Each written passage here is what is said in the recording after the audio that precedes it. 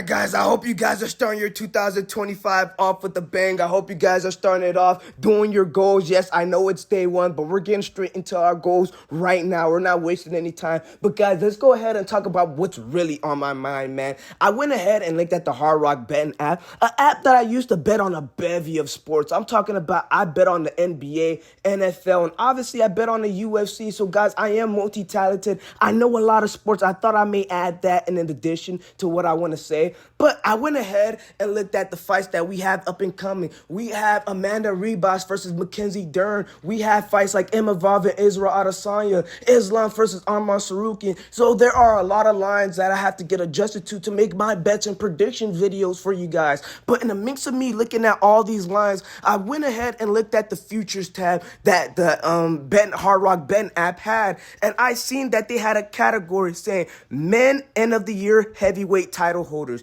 Basically saying by the end of 2025, who do you think will be holding the title at the heavyweight division belt? And I seen Tom Aspinall was leading the race at minus 125, which was absolutely hysterical to me. John Jones is at plus 110, and I feel like that is such easy money to cash out on. Now, we all know John Jones is on the brink of retirement on the end of his career, but John Jones made it public that he has a 5-year plan with the UFC, and within that 5-year plan, he's looking to fight within 2 fights, I think, which is not a fun thing to look at and hear, obviously, as a John Jones fan. But as a betting guy, do you really think John Jones is really on a rush to go ahead and fight Tom Aspinall? Do you really think John Jones is on a rush to go ahead and relinquish that belt? John Jones, clear as day, when you seen him fight Stipe Miocic, looked like the young John Jones that we all knew him to be. Now, granted, he wasn't that crazy fast version of John Jones, but he was a heavy, stronger version of himself, and that's the John Jones I wouldn't mind seeing. So for me to see this dude at plus 110 odds is absolutely hysterical to me. Now, another thing that's hysterical to me is that I see Jalton Almeida is the third option at the heavyweight division to win the championship belt. Now, in what world do I see Jalton Almeida even fighting for a belt? I just don't see it at all. So that was absolutely hysterical and crazy to me.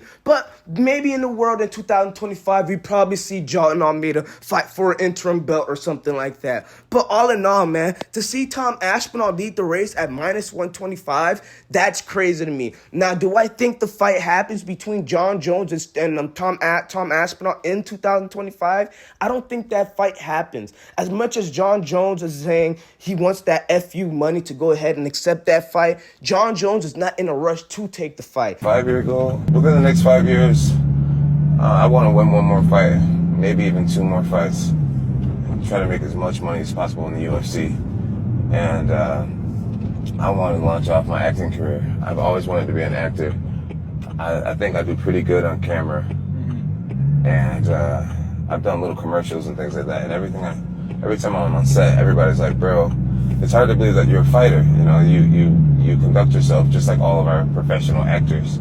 And so that's my 5-year plan. And now, one thing we all know for sure, John Jones is going to get that FU money, because if you look at a freaking card like UFC Noche, which was Marab versus Sean O'Malley as the main event, that made $21 million. That was the highest grossing event that the UFC has ever had. I'm talking about higher than Conor and Khabib, higher than Conor and versus Eddie Alvarez, higher than freaking Justin Gaethje and Max Holloway. That was the #1 spot. So how in the world John Jones and Tom Aspinall won't be the biggest fight ever that the UFC has to bring? And to be honest, that is the fight to make for the decade, man, when you really think about it in that aspect. So what is the rush that John Jones has at this point? John Jones knows that the ball is in his park. He doesn't have to go ahead and put himself into a tough situation to where he knows all the odds are stacked against him. He knows right now the odds are already stacked against him. Everyone and their mama wants to see him lose.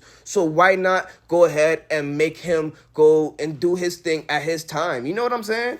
And guys, I don't even want to diminish Tom Aspinall. I know this dude is an exceptional fighter, man. I don't want to act like this dude is a jobber. Hell no. If you go ahead and watch his YouTube channel, this dude, the way he breaks down fights and the way he can break it down in layman's terms at that, it's exceptional. You can tell that his fight IQ is up there with the Volkanovskis of the world.